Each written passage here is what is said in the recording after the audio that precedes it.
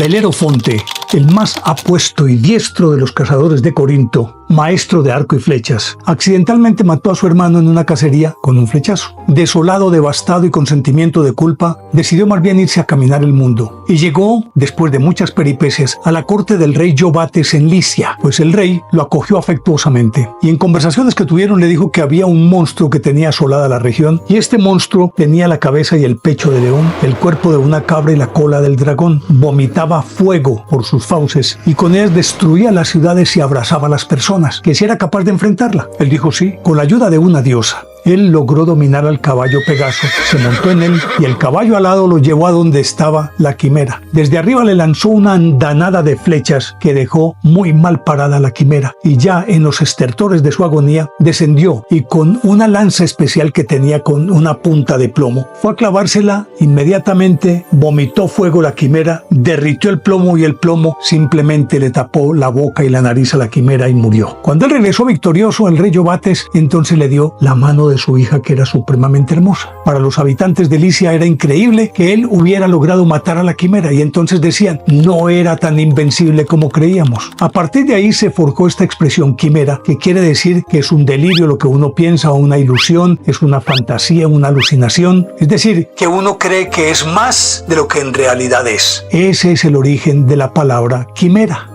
El papado más corto de la historia fue el de Giovanni Battista Castagna, quien había nacido en 1521, y luego de ordenarse sacerdote, se doctoró en Derecho Civil y Canónico. Entonces lo enviaron a las nunciaturas de varios países. Resultó ser un diplomático muy avesado, muy sagaz, y eso le valió un merecido prestigio en la Santa Sede, tanto que el Papa Pío V, en 1562, lo nombró como su legado papal ante el Concilio de Trento, en el que influyó en su desarrollo y en sus conclusiones. Cuando regresó, continuó como ese asesor jurídico y como ese avesado diplomático que era enviado a muchísimas partes a solucionar problemas. Pues en 1583, otro papa, Sixto V, lo nombró cardenal y al mismo tiempo inquisidor general del Santo Oficio. Con todo ese prestigio, cuando murió el papa Sixto V en 1590, inmediatamente lo nombraron a él y adoptó el nombre de Urbano VII. Eso fue el 15 de septiembre de 1590. Pero 13 días más tarde, el 27 de ese mismo mes, falleció víctima de la malaria y por eso su papado es considerado como el más corto de la historia de la Iglesia.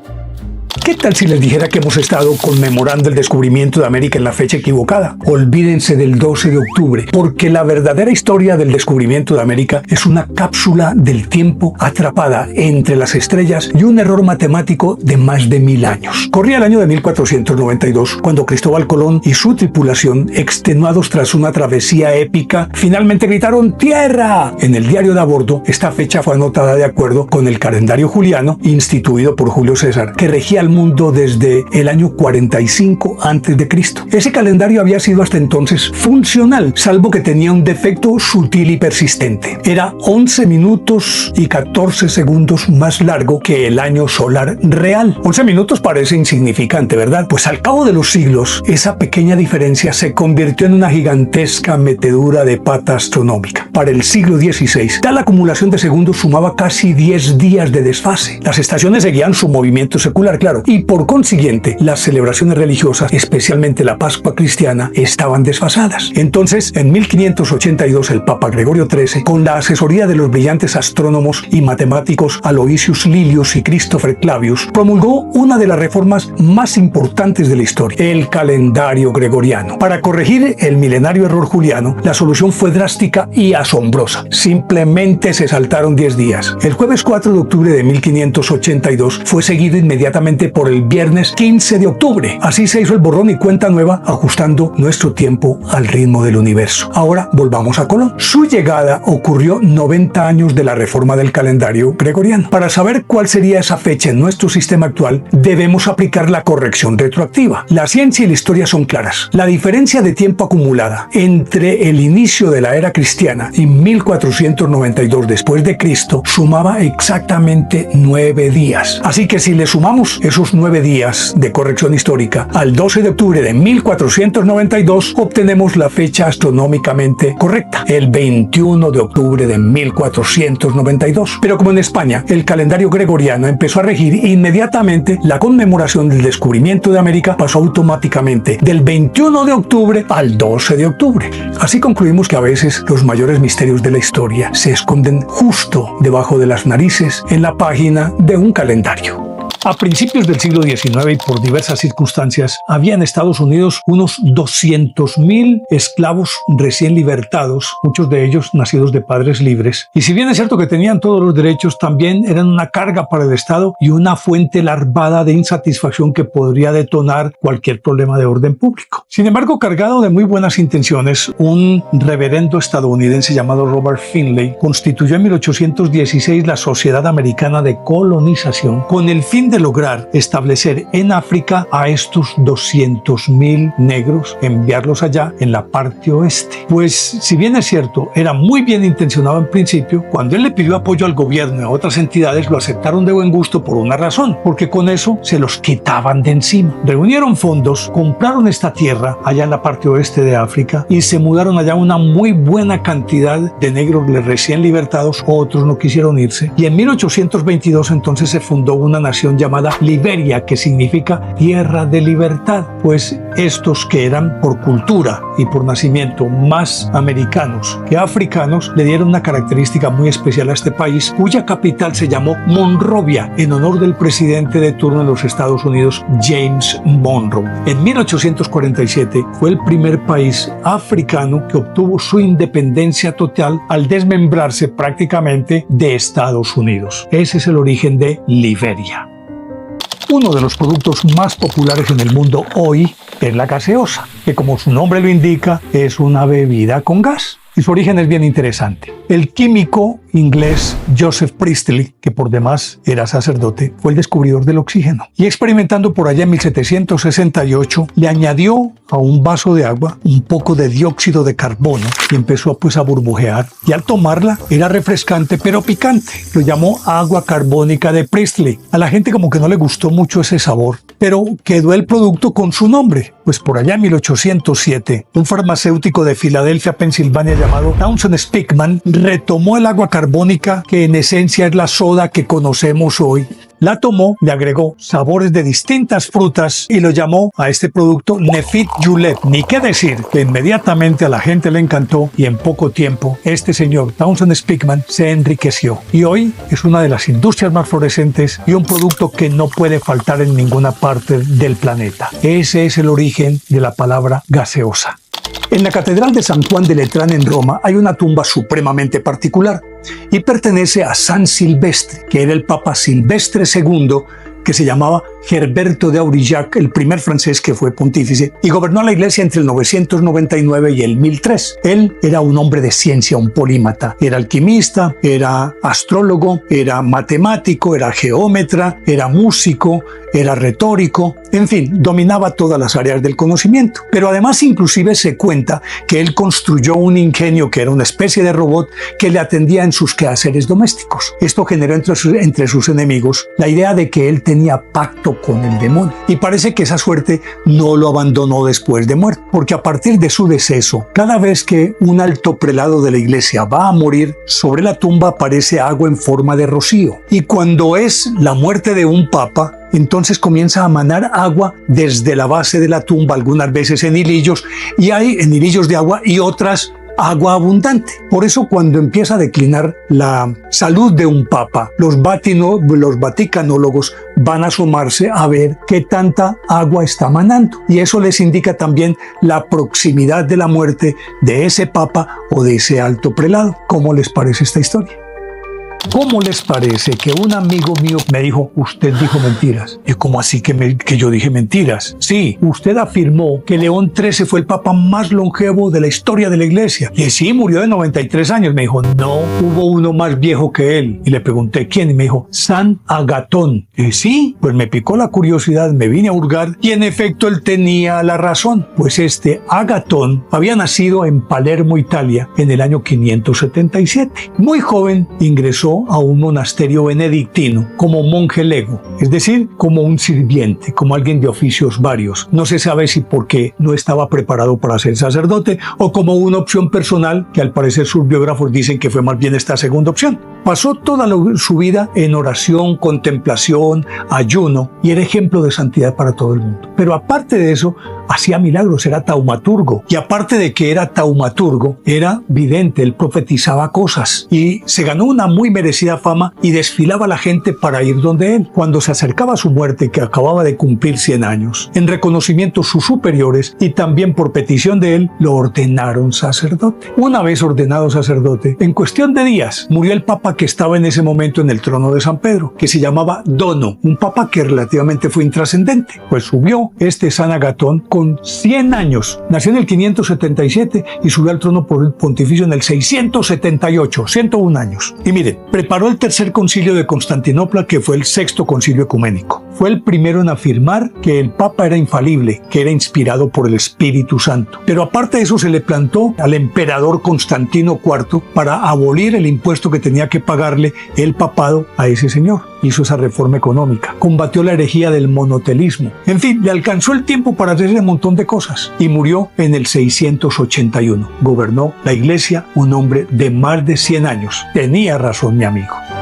Me han preguntado en mi WhatsApp por qué en las estatuas ecuestres los caballos algunas veces aparecen con sus dos patas delanteras levantadas o con solo una pata elevada y en otras oportunidades con sus cuatro patas asentadas en su pedestal. No es un capricho artístico, es un código secreto. Durante siglos, los escultores han usado la postura de las patas para contarnos en silencio cómo murió el héroe. Y hoy vamos a descifrarlo. No es solo arte en bronce o mármol, es un fascinante mensaje codificado. Presten atención, porque la historia se esconde justo en el pedestal. Empecemos por el mensaje más tranquilo. Cuando ves al caballo con sus cuatro patas firmemente ancladas al suelo, es una señal de respeto y longevidad. Este líder sobrevivió a la guerra, llevó a su gente a la victoria y murió en paz, lejos del estruendo de la batalla por causas naturales.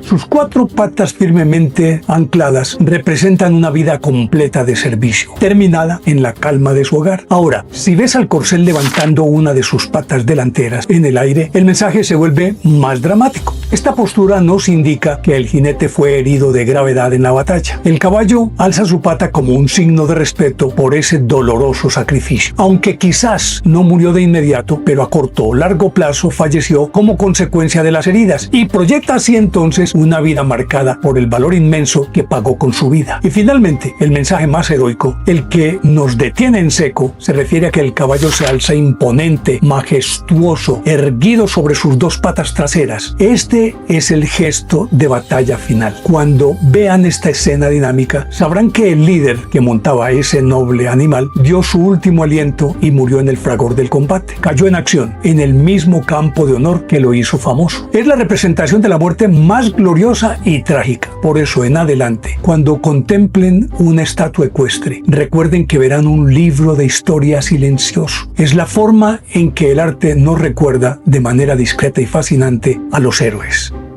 El planteamiento jurídico más notable y debatido de la historia y que aún no ha podido ser solucionado es la paradoja de Protágoras. Protágoras fue un filósofo que vivió entre el 485 y el 411 a.C.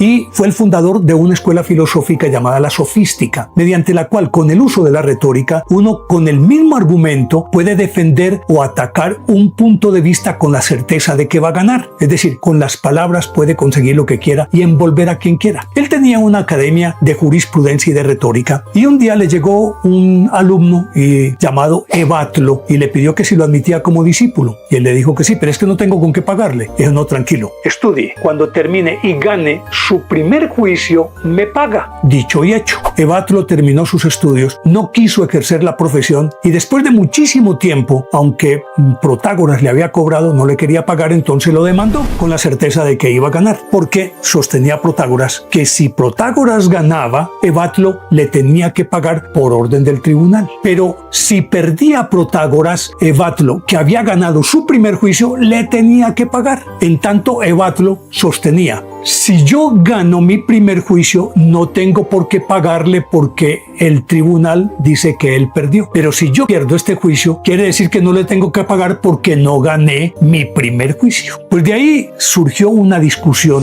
que todavía tiene todos los puntos de vista sabidos y por haber, desde la ética, desde la moral, desde la jurisprudencia, pero no han podido determinar realmente quién tenía la razón. Ayúdenme ustedes con sus comentarios. ¿Quién de los dos tenía la razón? ¿Quién ganó? ¿Quién perdió? Los leeré. Aunque en la lista de los papas de la Iglesia Católica hay nombres muy exóticos, extraños, simpáticos, pintorescos, dispares, nunca han oído ustedes de un papa que se haya llamado Santiago, Andrés, Felipe, Bartolomé, Mateo, Lucas, aunque sí hubo un Marcos. Y yo me preguntaba por qué. Y la respuesta la encontré en el hecho de que estos apóstoles fueron los que evangelizaron en las iglesias orientales. Y por eso los templos llevaban esos nombres. Y por extensión, sus jerarcas los fueron adoptando como títulos. Cuando partieron cobijas la Iglesia Católica y la Iglesia Ortodoxa, se hizo muy común que los altos jerarcas entonces se llamaran Santiago, Andrés, Felipe, Bartolomé, Mateo, Lucas, Cirilo y otros tantos nombres. Y aunque nunca se pusieron de acuerdo, sí, de una manera tácita existía un convenio. Nosotros no tocamos estos nombres, ustedes no tocan aquellos. Por esa razón, nunca hubo en la Iglesia Católica un Santiago, un Andrés, un Felipe, un Bartolomé, un Mateo o un Lucas como papas.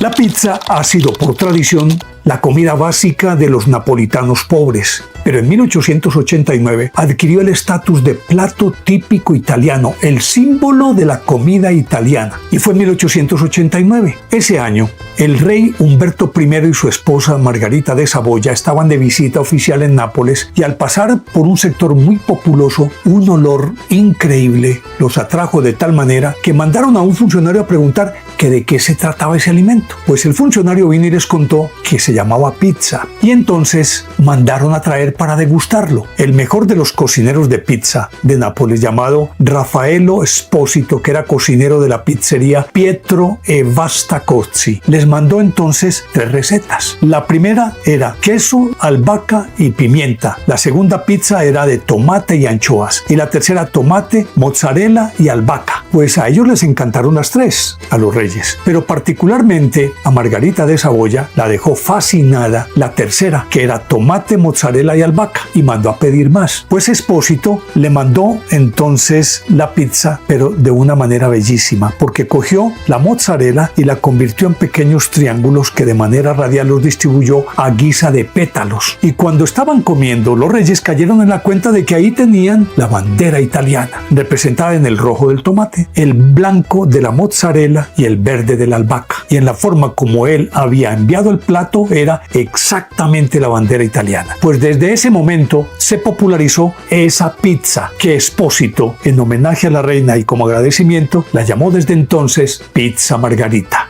Es la genuina pizza italiana, símbolo de la gastronomía de ese país. Ese es el origen de este plato llamado pizza. En la antigüedad, como los papas no tenían ejércitos propios, entonces tenían que aliarse con X o Y rey o emperador o pedirles protección cuando los enemigos intentaban arrebatarles los estados pontificios. Algunas veces no había esa protección, entonces tenían que acudir a mercenarios. Por aquella época, los mercenarios más eficientes y famosos eran los suizos. Entonces temporalmente los contrataban los papas. Por ejemplo, Sixto IV contrató mercenarios suizos, lo mismo hizo Inocencio VIII, lo mismo Alejandro VI, hasta que en 1506 el Papa Julio II, ante la amenaza del rey de Nápoles, firmó un documento permanente para la creación de un cuerpo de guardia personal constituido por mercenarios suizos. El 21 de enero de ese año se constituyó oficialmente la Guardia Suiza, que desde entonces acompaña a los papas y que han tenido unos rasgos heroicos impresionantes. En el saco de 1527, cuando Carlos V envió sus tropas y arrasaron con Roma, ellos protegieron al papa que estaba de turno, lo rodearon en las escalas de San Pedro y se fueron con él llevándolo hasta adentro y lo metieron por un túnel especial que conecta con el castillo de San Angelo. Y mientras tanto ellos seguían peleando. De los 186, apenas 49 sobrevivieron. Eso les mereció no solamente el respeto, la acogida, sino que a pulso se ganaron su puesto. Pues hoy la Guardia Suiza cuenta con 135 miembros y el uniforme que tiene, contra lo que la tradición dice que habían sido diseñados esos uniformes por Miguel Ángel, realmente fue el comandante que había en 1910, Jules Repond. Por eso esos trajes son tan vistosos. Y resulta que estos guardias suizos no se crean que son emblema y simbólicos, son expertos francotiradores, son especialistas en artes marciales, en todo tipo de armas, en lucha cuerpo a cuerpo. Es un grupo de élite. Son solamente 135 y son los que se encargan de proteger al Papa y de estar con él todo el tiempo y en todas las circunstancias y en todos los escenarios. Esa es la Guardia Suiza. La Basílica de Santa María la Mayor, en la que sepultaron al Papa Francisco, tiene una historia bellísima. ¿Cómo les parece que el Papa Liberio, que gobernó la Iglesia entre el año 352 y el 366, una noche de agosto de verano bochornoso en Roma, se acostó y cuando pudo conciliar el sueño se le apareció la Virgen y le dijo que le construyera una iglesia en donde nevara en verano? Pues ya no pudo conciliar el sueño, se levantó al otro día con desasosiego y mientras cavilaba sobre el asunto y caminaba en su habitación, le tocaron la puerta y le anunciaron que acababa de llegar el senador Juan con su esposa, uno de sus grandes amigos, que era un poderoso senador romano y que tenía muchísimo dinero. Él lo recibió y le dijeron: Su Santidad, usted sabe que no tenemos herederos y hemos decidido dejarle nuestra fortuna a la Virgen María. Y después de conversarlo muy bien anoche nos acostamos. ¿Y cómo le parece que la Virgen se nos apareció en sueños? Independientemente a los dos, independiente al uno del otro. Se nos apareció, pero nos dijo lo mismo, que le construyéramos una iglesia en donde nevara en verano. El Papa se quedó estupefacto y les dijo: ¿pero cómo así? Es exactamente lo mismo que yo soñé anoche. No salían de su asombro y les dio por mirar hacia el monte Esquilino y vieron un tapete de nieve blanquísima, bellísimo, copado de nieve todo ese terreno. E inmediatamente ellos salieron en procesión, tomaron posesión del sitio, construyeron una iglesia a la que llamaron Iglesia de Nuestra Señora de las Nieves, que se convirtió muy pronto en un santuario visitado por peregrinos de todo el mundo y al cabo de varios siglos ya estaba a punto de derrumbarse cuando el Papa Sixto III, que gobernó la iglesia entre el 432 y el 441, al parecer tuvo una visión en la que le ordenaban restaurar esa iglesia. En efecto así lo hizo, pero la renombró como Santa María la Mayor, y eso porque era la primera iglesia dedicada a la Virgen María en toda la historia de Roma. Pues esa Santa María la Mayor es una de las únicas 4 basílicas mayores que existen en la Iglesia Católica, o sea, San Pedro, la Basílica de San Juan de Letrán, la Basílica de San Pablo Extramuros y la Basílica de Santa María la Mayor. Esa es la historia de esta basílica, Santa María la Mayor.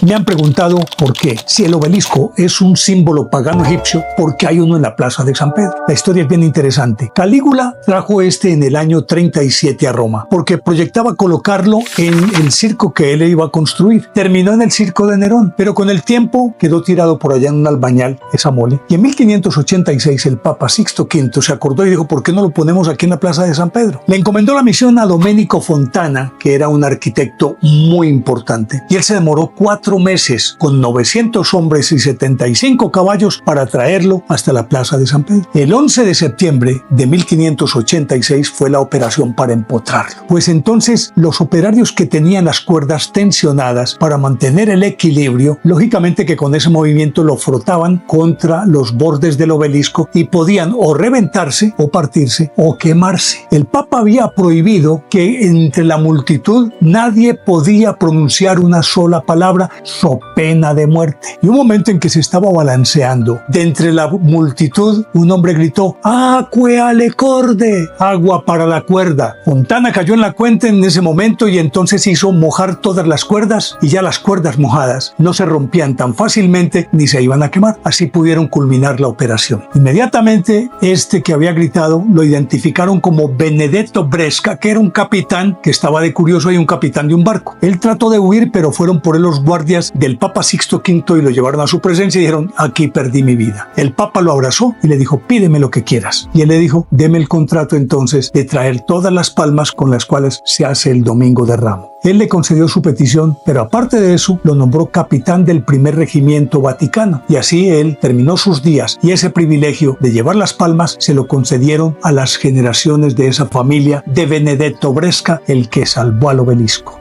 Uno de los grandes quebraderos de cabeza de los científicos era determinar cómo la vida pasó del mar a la tierra firme. Y se buscaron candidatos porque tenían que encontrar un eslabón. El candidato más opcionado era el celacanto, un pez que desapareció se supone hace 70 millones de años y que existen fósiles de él en algunos de los museos del mundo. Sin embargo, no podían comprobar nada más, sino que simplemente era una hipótesis, hasta que en 1938 un capitán de un barco pesquero en la costa sudeste de África encontraron un pez y lo sacaron de 70 metros de profundidad y el pez salió chapaleando, claro, y vivió 4 horas más. Supuestamente tal vez no aguantó la despresurización y murió, a pesar de que lo sumergieron en agua marina. Era un pez muy extraño. Imagínense ustedes, de color azul acerado, monstruoso, tenía grandes escamas, pesaba 125 libras, medía 1,5 metros y tenía los muñones en cuestión. Inmediatamente llamaron a la gran autoridad en esta materia, que en su momento era el doctor James Leonard Brickley Smith, que era el experto del Museo de Albany de la población de Grahamstown en África del Sur. Él vino apresuradamente, cuando lo vio se quedó estupefacto y dijo: es el celacanto. Y aturdido, y viendo que pues no lo había podido encontrar vivo, sacó un volante y ofreció 100 libras de recompensa para quien encontrara vivo a este pez y se lo trajera entero, porque este tal vez en el arrastre había sufrido laceraciones. Sin embargo, él se quedó con este ejemplar y lo estudió muy bien. Pues la cuestión se quedó así cuando 14 años después, un pescador artesanal llamado Ahmed Hussein tiró su red a 200 metros de la costa de las islas de Comoro y sacó un pez muy extraño. Él cogió el pez y se lo llevó para venderlo en el mercado cuando alguien se acordó del volante y dijo: no, ese lo está buscando el doctor Smith y ofrece 100 libras. Llamaron al doctor Smith, vino y cuando lo vio se quedó estupefacto. No podía creer que en efecto ese fuera un celacanto y lo ratificó: es el celacanto. Y a decir de él, era el descubrimiento biológico más importante del siglo XX porque en efecto confirmaba que el celacanto era el eslabón que llevó la vida del mar a tierra firme. Lo estudió durante muchísimo tiempo y siempre quedó la sensación, y todavía es lo que piensan en el mundo de los científicos, es que en alguna parte del Océano Índico debe haber todavía ejemplares de celacantos. Lo mejor de todo esto es que no se extinguieron como se había creído hace 70 millones de años.